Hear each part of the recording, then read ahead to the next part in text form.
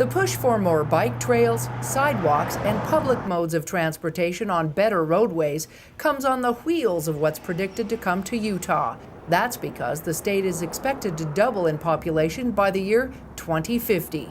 In 1956, the population here in St. George was right around 4,500 people.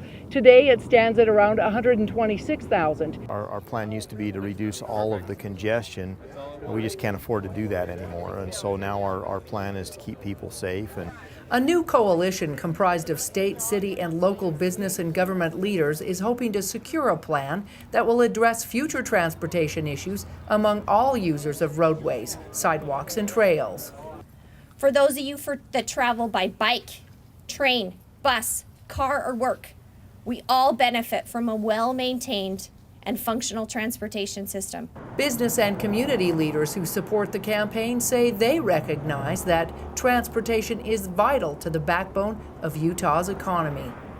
You know, in Utah, we really believe that a robust transportation system provides employees, products and services more options and means to get where they need to go, and especially here in southern Utah where we have such a large tourist industry.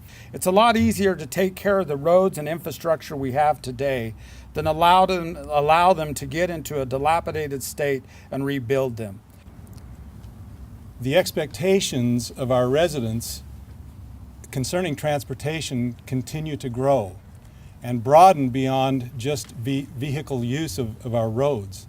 Currently, southern Utah has about 50 miles of paved biking and hundreds of miles of natural hiking trails that need to be maintained.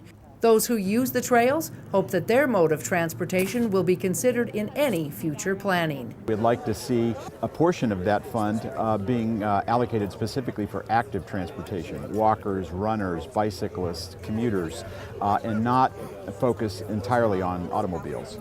While St. George's only public transportation system, SunTran, isn't considered profitable, it does play a vital role in transportation to many homebound and especially the disabled. Public transit is one of those things that, especially down here in southern Utah, has been slow to come and is not being responsive to needs of especially our disabled community. Jamie Stewart relies heavily on the system, but says it often doesn't travel past 6 p.m.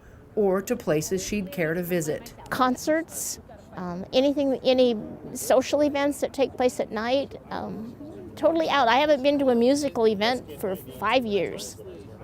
So those are just some of I call it a real disparity, and priorities seem, in my mind, to be going to everyone but the transit-dependent population. While there was no mention of the amount of money the group plans to ask the legislature for, they all agree that the sooner the issues are funded, the sooner the problems can be addressed at a less expensive price tag to taxpayers. In St. George, Melissa Anderson, KCSG St. George News.